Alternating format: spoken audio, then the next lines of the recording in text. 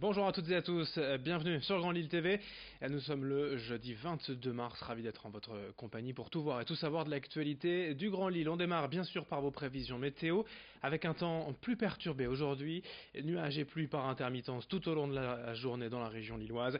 Des températures qui restent en dessous des normales de saison, 8 degrés pour les maximales cet après-midi à Lille, on en reparle bien sûr avec les prévisions complètes juste après cette édition. L'actualité du jour évidemment dominée par cette journée d'action sociale. En France, les fonctionnaires se mobilisent aujourd'hui contre les projets de réforme du gouvernement. Les enseignants, les personnels de santé, le personnel administratif, mais aussi les cheminots de la SNCF, les pilotes et stewards d'Air France. Tous vont manifester, que ce soit à Paris ou dans la région cet après-midi à Lille, 14h30 au départ de la porte de Paris. Nous suivrons d'ailleurs de près cette mobilisation. Sachez d'ores et déjà que la journée s'annonce très compliquée sur les rails. Les cheminots tiennent à leur statut et tiennent à le faire savoir. La SNCF annonce seulement un TER sur 10 en circulation et malgré 150 quarts de substitution, la journée s'annonce galère. Pour les TGV également, entre Lille et Paris, 3 trains sur 10 seulement. Il est tout simplement conseillé de reporter votre déplacement en train si vous le pouvez, d'utiliser un autre moyen de transport. À l'aéroport régional de Lille, des vols pourraient être annulés toute la journée. Dans l'éducation nationale, le rectorat annonce pour l'instant 15% de grévistes. L'administration, je vous le disais, pourrait être touchée également, notamment Pôle emploi, la CAF, les mairies, les bibliothèques, les piscines ou encore la poste. Quant aux hôpitaux et aux EHPAD, même si les personnels seront en grève, le service devrait être assuré normalement. On continue de parler de cette journée de grève et d'action sociale dans nos prochaines éditions sur Grand Lille TV. Autre information dans l'actualité, la métropole européenne de Lille fait partie des 7 territoires nationaux choisis pour expérimenter les emplois francs. Dès le 1er avril, une aide sera versée aux entreprises embauchant un demandeur d'emploi résident en quartier prioritaire. 5 000 € par an pendant 3 ans pour chaque nouveau salarié. Une aide dont pourront bénéficier la plupart des entreprises et complémentaire aux dispositifs de formation et d'accompagnement déjà existants. L'objectif, c'est bien évidemment de lutter contre le chômage dans les quartiers, contre la discrimination à l'embauche. Plusieurs entreprises du territoire se sont déjà renseignées. Elles ont jusqu'à décembre 2019 et la fin de cette expérimentation pour embaucher et profiter de cette aide. Les emplois francs, explication avec un chef d'entreprise au micro de Xavier Silly.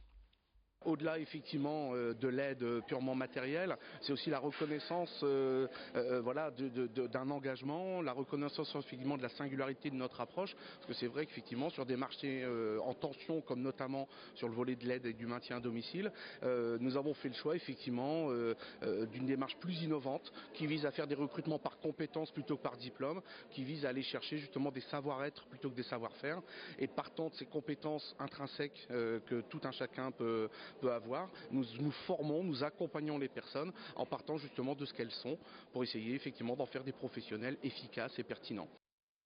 Dans l'actualité également cette semaine à Lille, il y a du tennis avec la première édition du Play-in Challenger, celui que l'on appelait auparavant l'Open de Lille a changé de catégorie, passant de tournoi futur à Challenger, de 25 000 à 50 000 $ de dotation, ce qui amène donc des joueurs mieux classés, plus connus.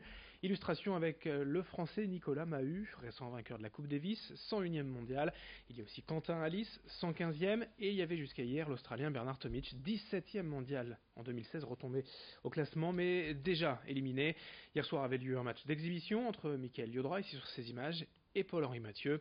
La finale aura lieu dimanche à 15h, ça se passe rue du Malassis à Lille. Présentation avec le président du tennis club lillois, Antoine Sueur, rencontré pour nous par Brieux Gorchy.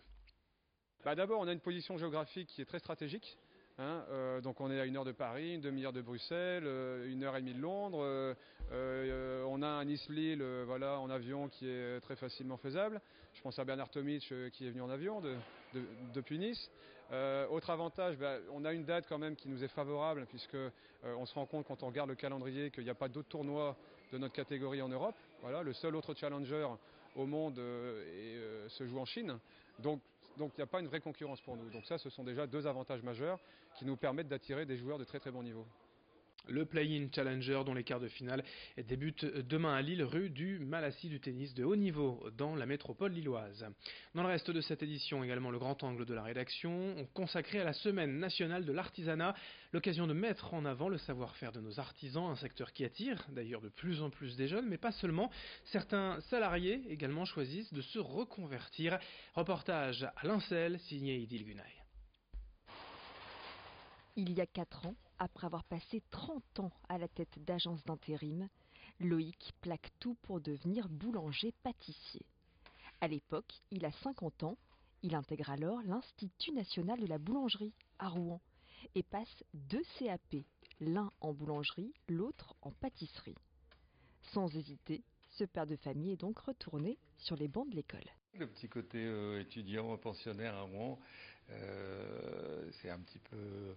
Bon, je me suis retrouvé avec des gens plutôt plus jeunes que moi, mais bon, il y a pas mal de gens d'ailleurs qui venaient du monde entier, hein, puisque c'est une école qui attire beaucoup d'Asiatiques aussi.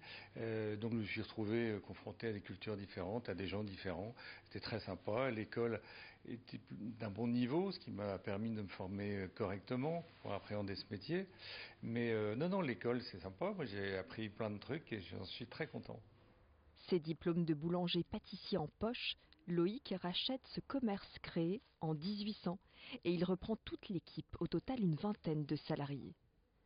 Cette reconversion professionnelle aura permis à cet amoureux du fait maison de s'épanouir dans le domaine de l'artisanat. Un secteur longtemps dévalorisé selon ce chef d'entreprise. Je crois qu'aujourd'hui, beaucoup de jeunes qui ont même fait d'autres études avant, plus valorisantes pour l'ego, ont fait le choix maintenant d'aller vers ces métiers. J'ai ici eu des apprentis qui avaient fait une première année de médecine et qui se sont dit non, c'est pas ça que je veux faire. J'ai des gens qui ont bac à bac plus 2 et qui ont repris un CAP derrière en apprentissage et qui sont des gens passionnants et qui arrivent avec une vision des choses très différente de ce qu'on a pu avoir d'enfants qu'on avait poussés à faire ça parce que, soi-disant, ils étaient incapables de faire autre chose. La passion, c'est désormais le quotidien de cet épicurien qui a réussi, comme il le dit lui-même, à allier l'utile à l'agréable.